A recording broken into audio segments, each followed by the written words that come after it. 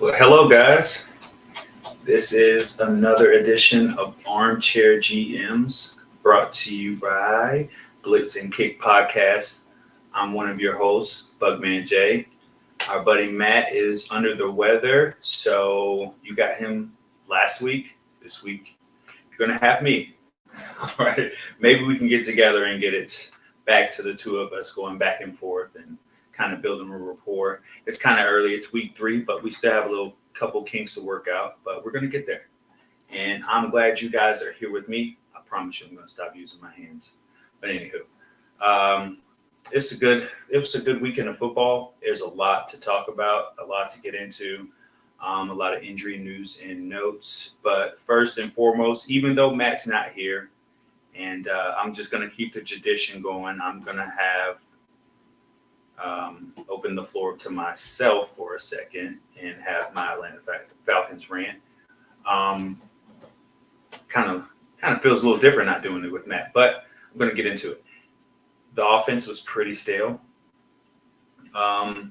very stagnant. It looked like they were missing parts of the offense, but everyone was there. If that makes sense. And it just kind of slowed down and never really produced anything.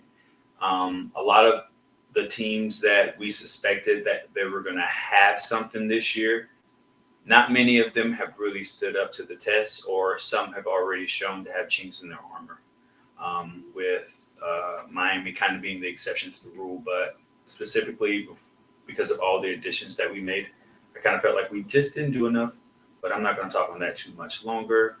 It was a great weekend of football. I got to see, I wasn't really happy about this part, but I kind of seen the writing on the wall. Colorado getting blown out by Oregon.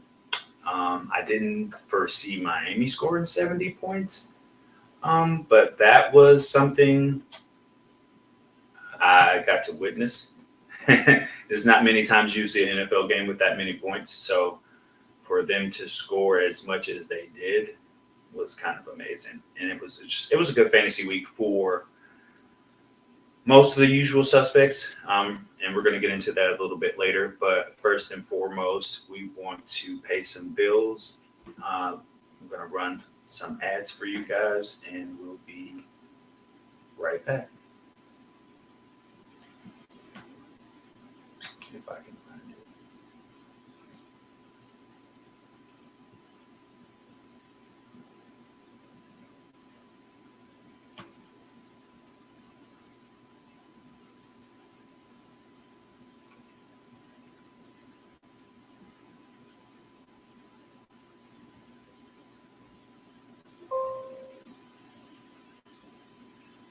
Well, never mind. There has been an issue, and I do not have the ads tonight. So we're not doing ads today. All right. We're going to move on through. We're going to get into first and foremost. I want to kind of get into a little bit of injury news and notes. I'm going to be working off my iPad, which is kind of how I do things. But anyway, so first and foremost, the Jets signed Trevor Siemian to their practice squad. Is this relevant in any way? Probably not.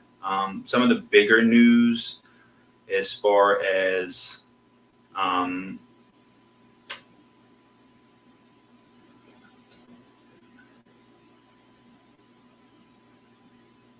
great Monday Night Football game, kind of a defensive game between the Bengals and the Rams. A lot of people thought Tutu Atwell and Puka Nacua were going to have good games. We're going to also get into that a little bit later. But it's a good, remarkable start for a few teams. I want to talk about a little bit the Arizona win with Joshua Dobbs over the Cowboys. That was something, part of the news. Joshua Dobbs went to an NFL shop in his area and tried to buy his own jersey, and he was surprised that there were none on the shelves. But he had a very awesome game. You're going to get into a little bit of waiver wire as well. But that, as far as news, not really too much happening as far as, let's look at our injuries. Pretty much the usual suspects. We're going to move on ahead right now to our grades. Um, sorry if I'm speeding through a little bit. It's a little bit of working these things myself tonight.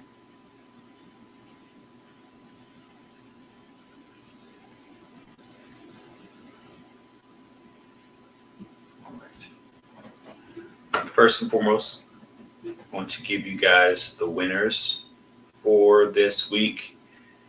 And we're going to start with quarterback. Obviously, there's a lot of guys that come into play. I'm going to give an honorable mention to Joshua Dobbs for having such an even kill game, giving the team exactly what they needed in order for him to take the win. He was still only QB 21 with, looks like to me, 25.2 fantasy points. So it's week 3. He's currently QB 21. He had 17.1 fantasy points. It's a little bit further down from his 25.2 from week 2, but he still gets an honorable mention because of, like I said before, he just played so even kill, and he kept his performance exactly where it needed to be. He stepped up exactly when he needed to step up, and for that he gets a plus. But obviously, the top performers of the week would be up there. Obviously, Justin Herbert with 29.3 fantasy points. He had a very explosive game. Lamar Jackson being able to pass and run.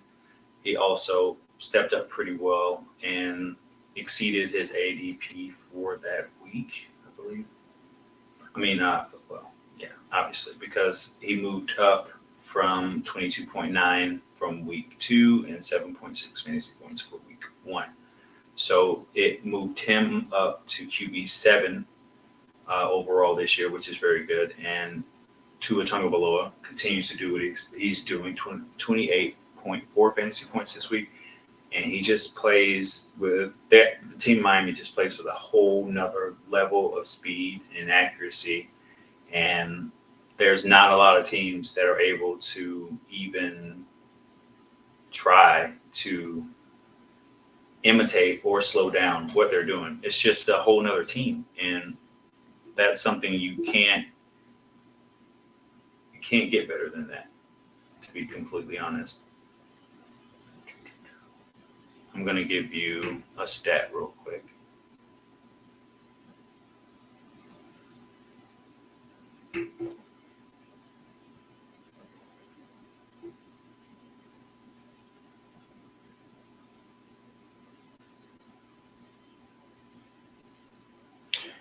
Through these first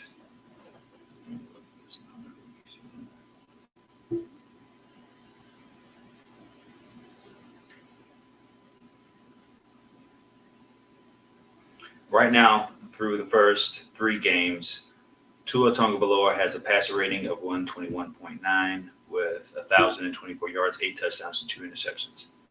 That is tremendous for a quarterback, a left-handed quarterback, which last time I checked, he's the only one in the NFL right now.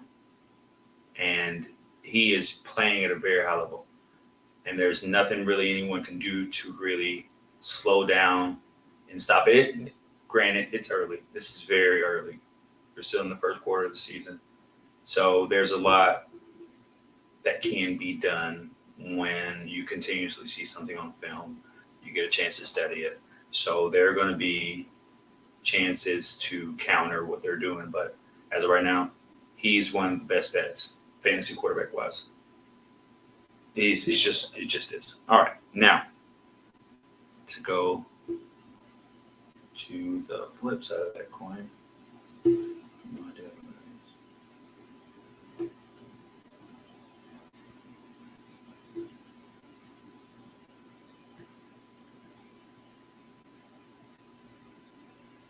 All right.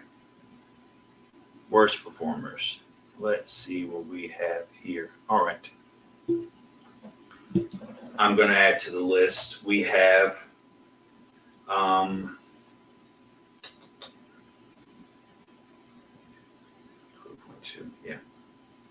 Desmond Ridder with 12.2 fantasy points. Just a very lackluster game. Not very eventful at all. And he's not highly drafted. So it's something maybe, but what not highly started or drafted. So it may be something you should expect from him. One of the guys who's usually a very effective, but has a tendency to play bad games right now is Dak Prescott. Did not have a good game either, and he's 91% rostered, and he had 13.8 fantasy points.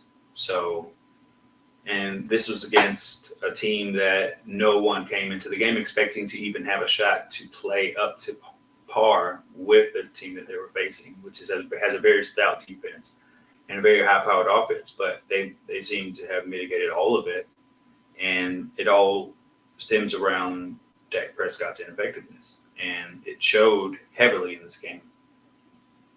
And one more honorable mention would also be Daniel Jones.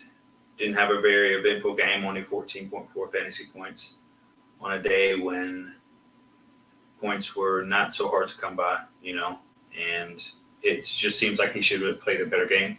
And that's just about it on that one.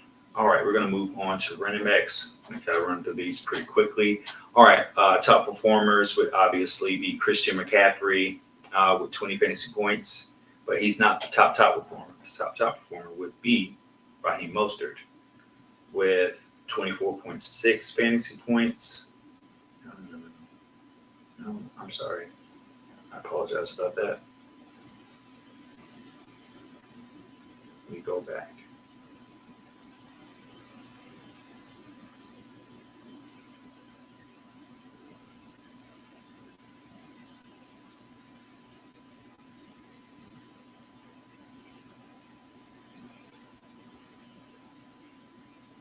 Having some technical difficulties here.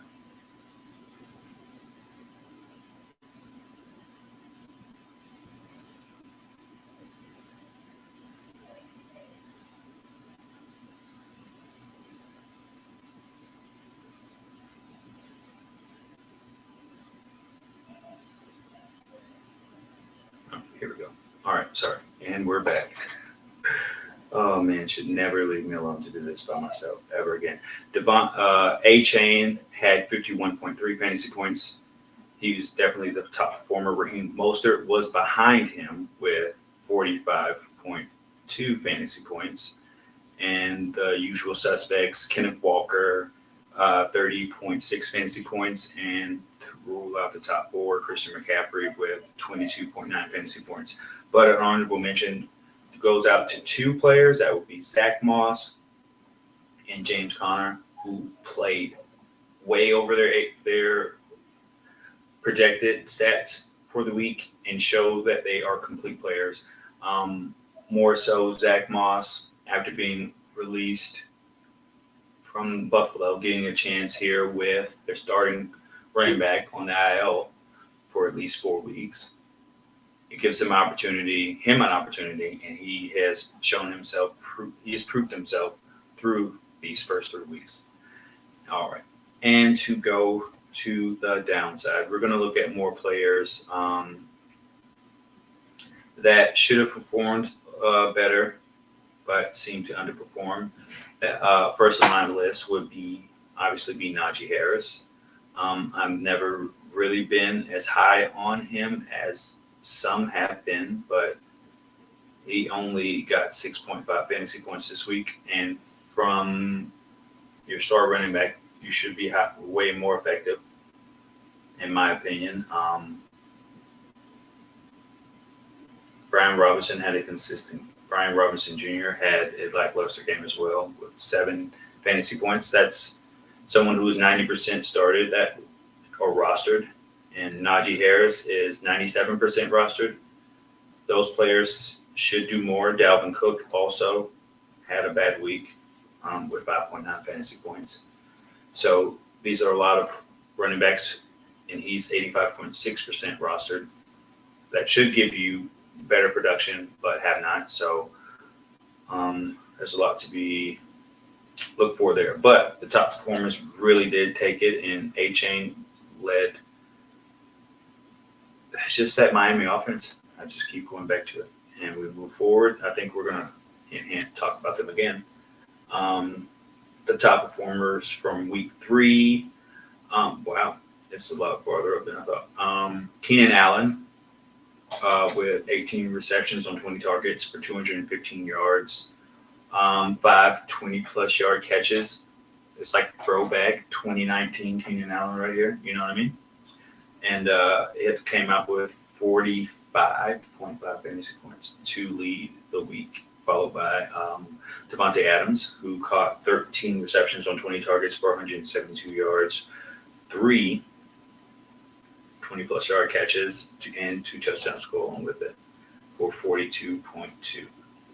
All right, and another throwback.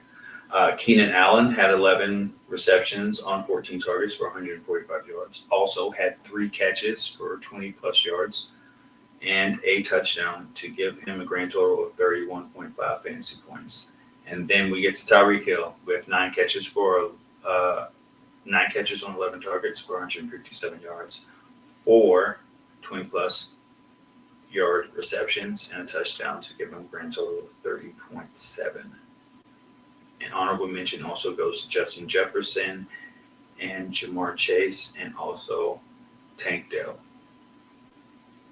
More so Tank Dell, rookie from Houston, who is on the waiver wire. He is in hand to 28.2% rostered. So if he's out there in your league, you might want to stash him because he seems to have a connection with the quarterback.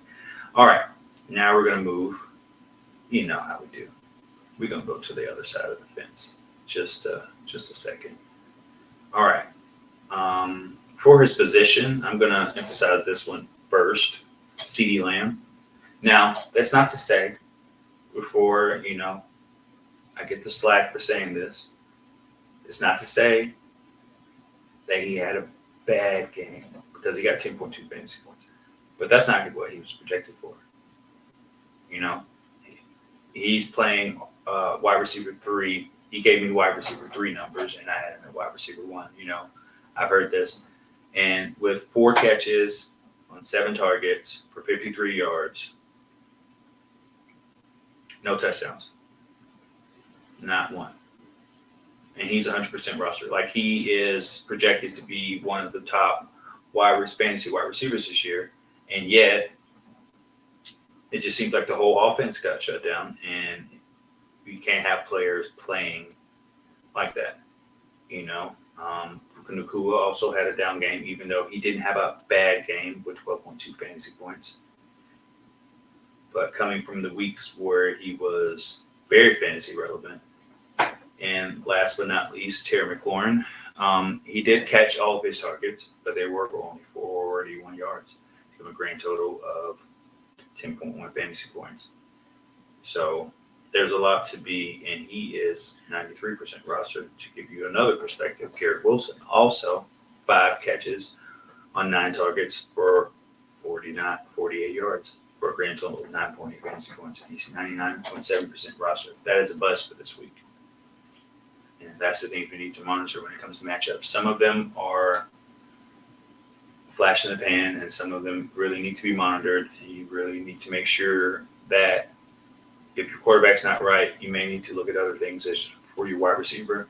Or if the matchup's not right, you may need to have a backup in place, because there will come a time where matchups just suck and you're not going to be able to get this guy what his projection is. And then you have this other guy playing against a better advantage defense.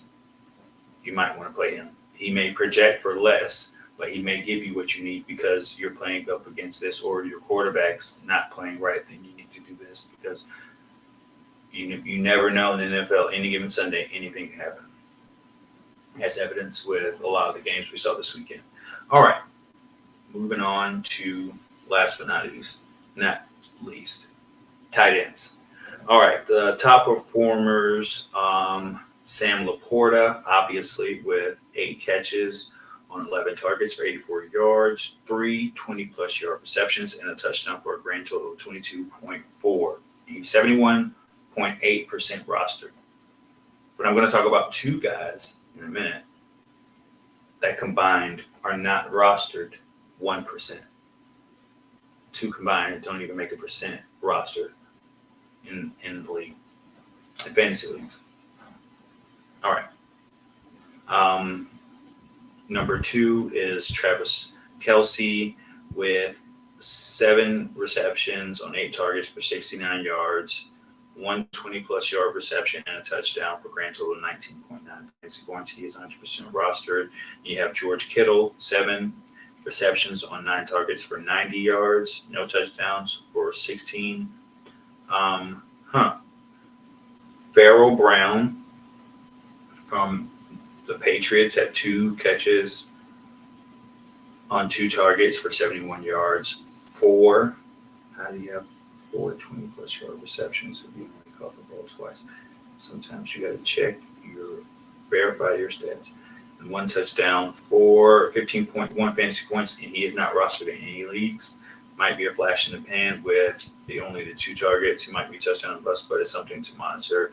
And last but not least, Donald Parham, also 2 receptions on 2 targets for 4 yards, and he had 2 touchdowns. So he's super touchdown dependent for 14.4 fantasy points. All right, now to the other side of this. Obviously, first on my list will be Darren Waller. He had 3 catches on 7 targets for 20 yards. Gave him a grand total of fantasy points of 5, and he is 98.4% rostered. David Njoku, 4 catches for 20 yards, 6 fantasy points, and he's 82% rostered. Mark Andrews, 4 receptions on 5 targets for 8.8 yards. Give him a grand total of 7.5 fantasy points. You expect better, but sometimes the matchup just doesn't give you what you need, and that's why I say you need to have depth if you can. You need to create backup plans because sometimes your fantasy studs turn to duds, All right, moving on along. All right, now we're going to move over to waiver wire. We're going to go through and look at some of our performers. Okay, now at quarterback, my waiver wire guys would be CJ Stroud, just because of the upside and his ability to show now that he is able to run his offense and do the things that he needs to do to hopefully get wins and build a new legacy, a new dynasty. The Texans, I don't necessarily believe in that, but what do I know? All right, I would say Kenny Pickett is a flyer. Though he's not tremendously a big boost to your offense, he can bring you a consistent 18 to 20 fantasy points. Sometimes it'll be on the lower end. Sometimes it'll give you 20, maybe a little bit more. Just depends on how well the offensive line and the offense itself can stay balanced and move. But he is definitely an option at quarterback, and also Joshua Dobbs. We all saw how he managed the game and allowed the defense to do the heavy lifting, and they were able to get a win. And that's consistency that sometimes you won't be able to find everywhere else. He's somewhere in between 16 to 19 fantasy points per game, which is not going to blow the doors off. But if you need a flyer on a bye week, that'll be the guy that you probably would look at. All right, at running back.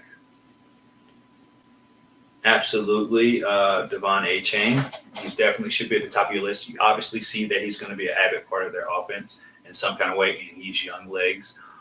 On his counterpart, Raheem Mostert, is very injury prone. So to have a blanket like Devon Achane is a luxury. And in every league that you possibly could add him in, this is probably the offense that you need to try to add him from, because this offense is very dynamic. And until they slow it down, anybody who starts on this team or takes significant snaps has a chance to be fantasy relevant, even down to the flex. Probably even the kicker. Extra points count too. Obviously, you would bypass some of the usual suspects. Rico Dowdle, maybe in a deeper league. Clyde Edwards-Helaire is also an option because he looks to still have a significant part of the offense. And Tony Jones Jr. also shows that he has a part of the offense. Yeah, and that is about it. And Jaylen Warren, if you haven't already. You may get a more expanded role in offense. You might be better at it. All right. Usual suspects passed on wide receivers. Obviously, Tank Dell from Houston is my number one. He's showing a big connection with C.J. Stroud, rookie to rookie. And it seems like it's going to be very profitable for them as long as they can keep the momentum from the last game going. So I'm looking at Tank Dell. Definitely. That is the number one option. Let's see here. Romeo Doubs is definitely still an option. He's a presence in the offense, and everybody needs to really realize his potential fantasy-wise because he's very fantasy relevant. In deeper leagues, I would say Marvin Mims Jr. from Denver, even though that offense looks very washed, very, very washed. There's still some bright spots in it, and he definitely can be one of those bright spots. Last but not least, Calvin Austin III with Pittsburgh. He's fast, and he can do what needs to be done in an offense. And hopefully, they've realized the potential of his options, and they really start driving the ball downfield as if they're capable of doing. And if they are, he's definitely, especially in deeper leagues, he's definitely someone you need to look into acquiring or keep an eye on, because he definitely can be a positive light on your offense, especially when it gets I know I'm in a 16-team league, and I'm looking at turning every stone because once you get through the draft, there's not really many options. So if options pop up and become available, you need to be watching and trying to get a piece of what could be potentially fantasy gold if it develops. All right, last but not least, tight ends. Obviously, keep an eye on Farrell Brown, but more so keep an eye on Donald Parham. Like I said, he's rostered in 0.7% of leagues, so it's maybe like one guy in Idaho that has him on their team, or who knows. Luke Musgrave is obviously a guy you need to watch out for because he's getting high volume. 8 targets in the game is pretty good. Jake Ferguson, 7 targets in the game, and he's 30.4% rostered. Luke Musgrave is 16.2% rostered. So these are definitely guys you need to keep an eye on. And Jonnu Smith, he had 8 targets. Kyle Pitts actually had 9 targets. So, that's kind of a decent split. And last but not least, this may just be a flyer, but Josh Miller with Minnesota, 0.1% rostered. Deeper leagues may be an option to bring in some significant points, give them an opportunity. Because 8, 9, 10 fantasy points is gold in deeper leagues if you can find that. All right, and that is the waiver wire. Well, I don't really have any back and forth banter, but if I give you guys any advice, this would be it. Stay true to your fantasy game. However you play it, 0 RB, PPR, standard league, non-PPR leagues, Just make sure you pay attention and you watch replays, you watch stats, you watch ESPN, whatever you need to. Keep tabs on your phone. Always remember to refresh what you're doing. If it's not working, you need to bail. Bail early, never late. If you need to trade somebody, trade them. You need to move up. You need to move on from players, move on. I'm thinking about moving on from Kyle Pitts. If you're thinking about moving on from Kyle Pitts, I would say if he's not producing by week 5, you should try to trade him. Or on the flip side, if his stock boosts over the next couple of weeks, you should also consider trading him, getting something better in return, because you never know what's going to happen. Well, that's it for me today. It was kind of short but sweet episode. I hope you guys enjoyed it. Like, rate, review, subscribe to the podcast. We got so many different platforms up here. Just check us out, and tell a friend. If what we put out helps you guys, tell a friend. And as always, peace out.